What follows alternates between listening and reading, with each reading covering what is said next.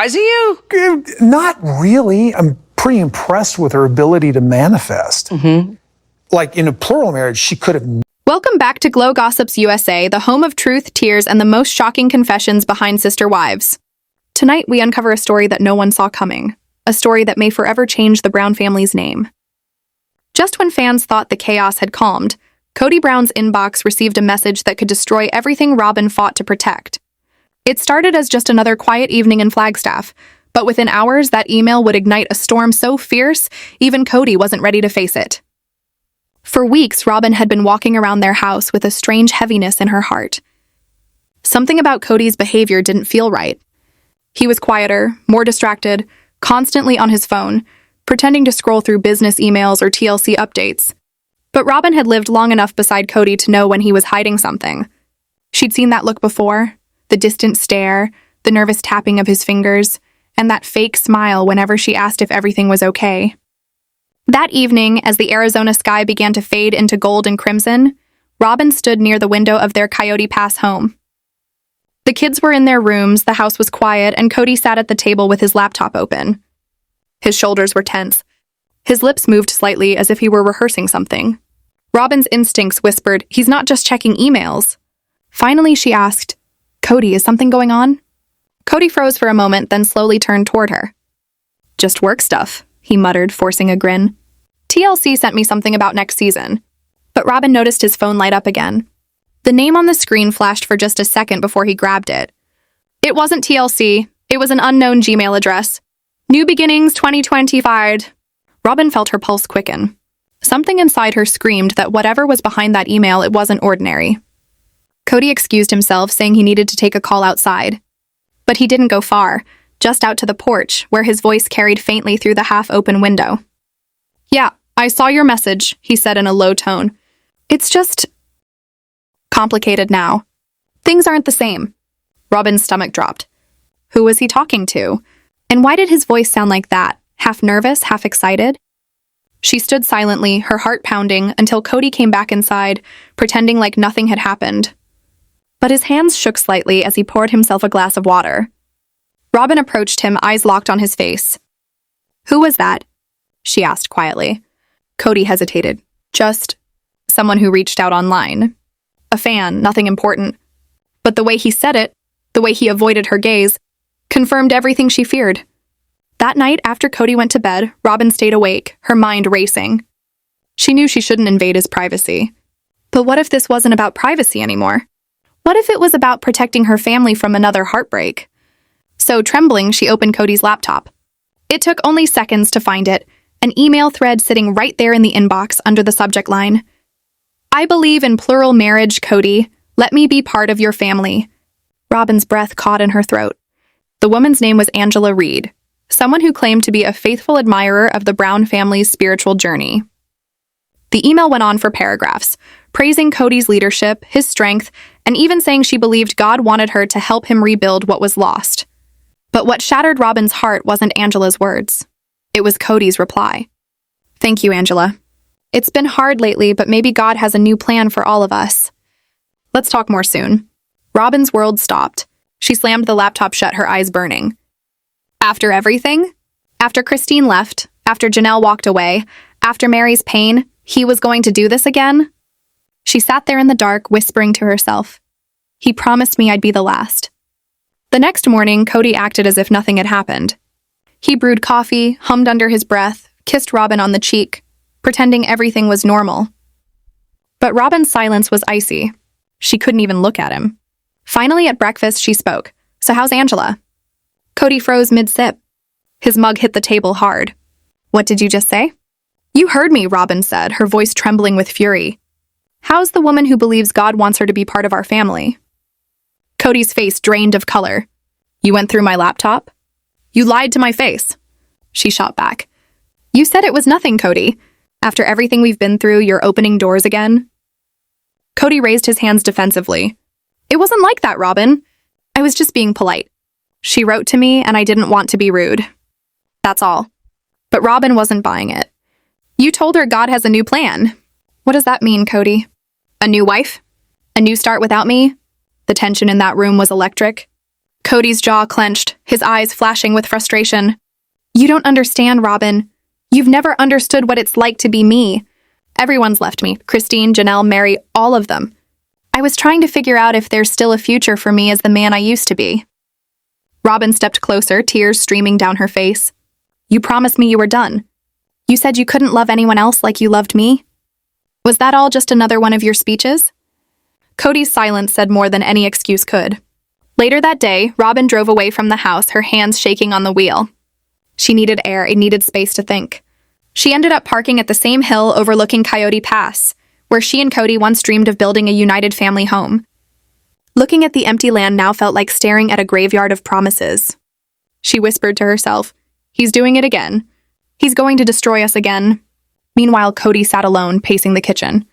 He knew Robyn wasn't wrong, but he couldn't help the feeling that something inside him had broken long ago.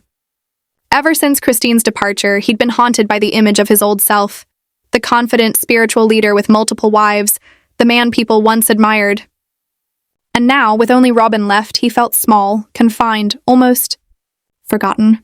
The email from Angela had stirred something he didn't expect. Not love, but a reminder of the life he once lived.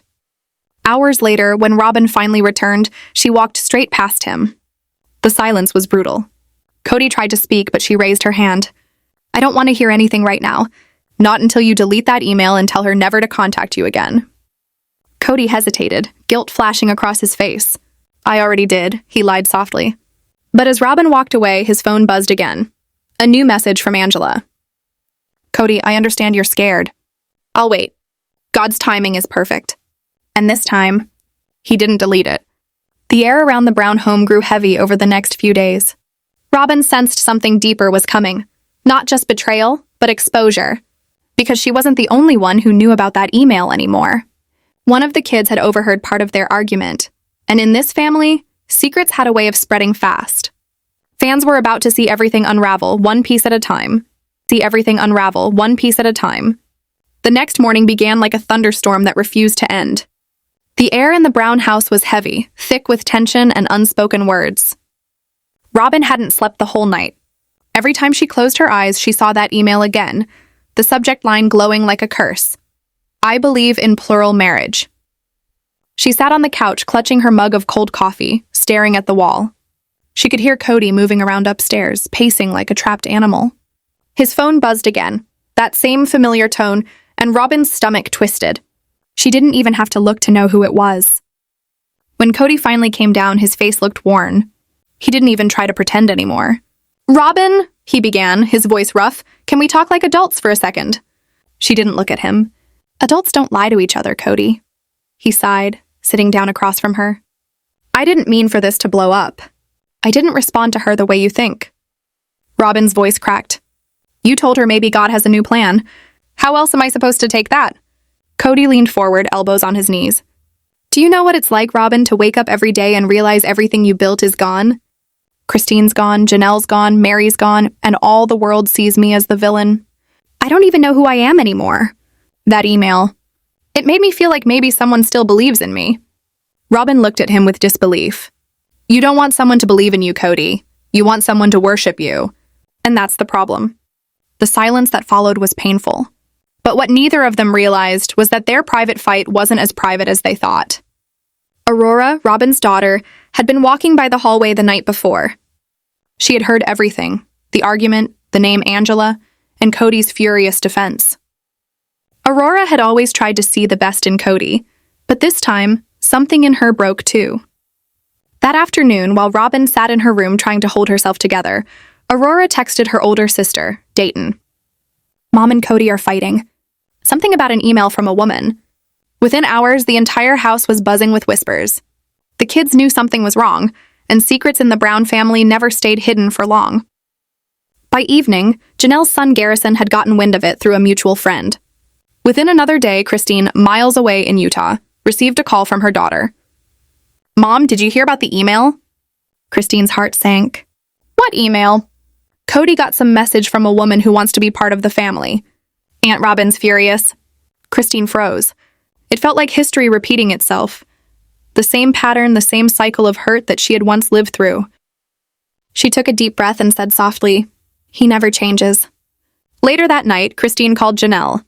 The two women had rebuilt their friendship after the chaos of their marriages, but now that familiar storm was circling again.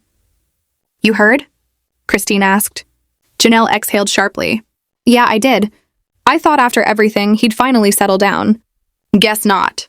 Christine's voice trembled with a mix of anger and exhaustion. Robyn must be breaking apart. She fought for him harder than anyone, and now he's doing the same thing he did to us. Janelle was quiet for a moment before replying, You know, Christine, sometimes I think he doesn't know how not to destroy what he builds. Meanwhile, back in Flagstaff, Kody sat alone in his truck, staring at the empty desert road ahead. His mind was a war zone, guilt, pride, and desperation colliding. He knew he should delete the messages, shut it all down, go back inside and beg Robyn for forgiveness. But every time he looked at that message from Angela, a strange comfort filled him. Someone out there still thought he was worthy. Someone still believed in the man he used to be. He scrolled through Angela's email again, this time noticing something he hadn't before. She had attached a photo. A woman in her late 30s, long auburn hair, soft smile, standing in front of a church. There was something hauntingly familiar about her. He whispered, Who are you? The next day, the Brown family's drama reached the TLC producers. One of the assistant editors who kept tabs on fan chatter had seen a Reddit post. Rumors say Kody's got a new woman emailing him behind Robyn's back. It had already racked up hundreds of comments. Within hours, TLC executives were making calls. By evening, Kody and Robyn received a joint email from the network. We need to discuss recent online rumors before filming resumes. Call us immediately. Robyn felt sick. This is what I was afraid of, Kody. This is how it starts. One secret, one lie, and now the whole world's going to tear us apart again. Kody ran his hands through his hair. They don't know the full story. They don't need to, Robyn snapped. You gave them just enough to destroy us. The argument escalated until Robyn's voice cracked into sobs. I stood by you when everyone else left. I defended you when the world mocked you, Kody. And now you're embarrassing me in front of the entire planet. Kody shouted back, I never asked for this attention, Robyn. I didn't ask for the cameras or the headlines. That's your obsession, not mine. Robyn's jaw dropped. My obsession? I begged you to protect our privacy. You're the one who called TLC when you wanted to film your redemption story. The room fell silent. Kody's anger melted into guilt. He sat down, his voice barely above a whisper. I just wanted to feel like I mattered again. Robyn stared at him for a long moment, her chest heaving. Then maybe you should start mattering to the people you already have, instead of searching for strangers to validate you. That night, Robyn packed a small overnight bag. Kody watched her from the doorway, his face pale. Where are you going? She wiped a tear from her cheek. To stay with my sister for a few days? I need space. Kody reached out, but she stepped back. Don't follow me this time, Kody. Just don't. When the door shut, the silence that followed was suffocating. Alone again, Kody sat on the couch staring at his phone. Another message blinked on the screen. Angela again? Kody, I'm praying for you. I know you're hurting. Let me help heal you. Kody closed his eyes, torn between two worlds. The one he had with Robyn and the one that tempted him with the promise of redemption. He didn't reply, not yet. But he didn't delete it either. Meanwhile, Robyn's absence created a ripple that reached farther than either of them expected. Fans online began speculating. Photos of Kody running errands alone appeared on social media with captions like, Robyn gone? Trouble in paradise? Christine saw one of those posts and couldn't help but message Janelle again. It's starting. A few days later, TLC called Robyn directly. We've heard about an email scandal. Is it true? Robyn froze. Who told you that? The producer replied, a crew member overheard one of your kids talking about it. Her stomach dropped. It was happening. Their private nightmare was turning into public humiliation. When she got home that evening, she found Kody sitting outside looking defeated. They called me too, he said quietly. They want to film our reaction. They think it's good television. Robyn's eyes filled with tears. Good television? They're turning my pain into entertainment, Kody. Kody nodded slowly. That's what we signed up for, Robyn. We let them into our lives. And now we can't shut the door. Robyn looked at him with a mix of heartbreak and disgust. No, Kody, you opened that door. I just followed you through it. As she turned away, Kody called out, I didn't mean for this to happen. But Robyn didn't stop. That's the problem. You never mean for it to happen, but it always does. Days passed, and the distance between them grew like a canyon. Kody tried to reach out, but Robyn avoided his calls. Meanwhile, TLC prepared for an emergency filming session, the kind they only did when drama was too big to ignore. Christine, now living peacefully with David Woolley, received a call from a producer too. "Christine, would you be open to commenting on Kody's latest situation?" Christine chuckled bitterly. "You mean his latest mistake?" When the episode aired weeks later, it was pure chaos. TLC edited the scenes with dramatic music. Robyn's tears, Kody's denial, and the leaked screenshots of Angela's email blurred but readable enough for fans to guess. The backlash was instant. Social media exploded with comments like, "Kody never learns," and "Poor Robyn, she deserves better." Kody stayed off the internet, but he couldn't avoid the whispers in town. Everywhere he went, people looked at him differently, some with pity, some with scorn. Robyn returned home eventually, but things were never the same. Every word between them felt heavy, like it was carrying years of disappointment. One evening, she finally said it out loud. "I can't keep being your anchor, Kody. You're drowning us both." Kody didn't reply. He just stared at the floor. Robyn continued, her voice soft but final. "If you want to find another wife, do it. But don't expect me to stay and watch you destroy yourself again." And just like that, the unbreakable bond that once held them together began to crumble. Outside, the desert wind howled against the windows, as if echoing the chaos within their hearts. Kody looked out toward Coyote Pass, that same stretch of land he once promised would unite them all. Now it felt cursed. He whispered to himself, maybe God really does have a new plan. And far away on the other side of the screen, Angela smiled as she typed one final message. "I'm ready when you are, Kody." Smiled as she typed one final message. "I'm ready when you are, Kody." The morning after the storm was eerily quiet at Coyote Pass. The sunlight barely broke through the mist that hung over the empty land. The same land Kody once promised would bring his family together. Now it felt like a graveyard of broken dreams. Inside Robyn's house, the silence was suffocating. Her eyes were red and swollen, her phone still clutched in her hand as if gripping it could erase what she had read the night before. That email had shattered her, not just because it came from another woman, but because it revealed something she never thought Kody would dare to hide from her again: hope for a new connection. Kody sat on the porch, his hands trembling as he stared out into the horizon. His mind was a blur, guilt, fear, anger, all crashing at once. He thought of how easily everything had spiraled out of control. How one careless reply to an old acquaintance had turned into a potential scandal that the entire Sister Wives fan base was now whispering about online. The rumors spread faster than wildfire. Kody's new secret love, Robyn betrayed, Mary and Janelle react. Every headline felt like a dagger to Robyn's chest, and every silence from Kody only made it worse. Christine called first. Her voice was calm but sharp. "Kody, are you out of your mind? After everything, after all the pain you caused us, you still go looking for someone else?" He had no answer. He could hear David Woolley in the background, comforting Christine, telling her not to get involved. But Christine couldn't help herself. It wasn't about Kody anymore. It was about closure. "I warned you, Kody," she said, "that the way you treated us would one day come back to destroy you. I just didn't think Robyn would be the one to feel it." Janelle, on the other hand, didn't call. She posted instead a simple message on her Instagram story. "Peace is finally possible when you stop expecting honesty from liars." Fans instantly linked it to Kody, sending waves of sympathy her way. Within hours, hashtags like "Char Justice for Janelle" and "Char Pray for Robyn" were trending. Robyn saw every single one of them. Her anger turned to humiliation. Every fan comment, every meme, every news headline, it all screamed betrayal. That night, Robyn packed a small suitcase. Kody noticed her moving silently around the house, folding clothes mechanically, not looking at him once. "Where are you going?" he asked, his voice weak. She didn't answer at first. Then, with tears glistening in her eyes, she said, "You made me fight for this marriage. You made me lose my dignity defending you to everyone. And after all that, you still wanted someone else?" Kody tried to explain that it was harmless, that it was an old friend, that it didn't mean anything, but Robyn's face told him she wasn't buying it. "I gave you my loyalty," she said softly, "and you repaid me with secrets." As Robyn drove away, Kody's reflection stared back at him through the window. A man who once had 4 wives, 13 children, and a dream of a united family, now left with only his regrets. He collapsed onto the couch, scrolling through his phone, watching the chaos unfold online.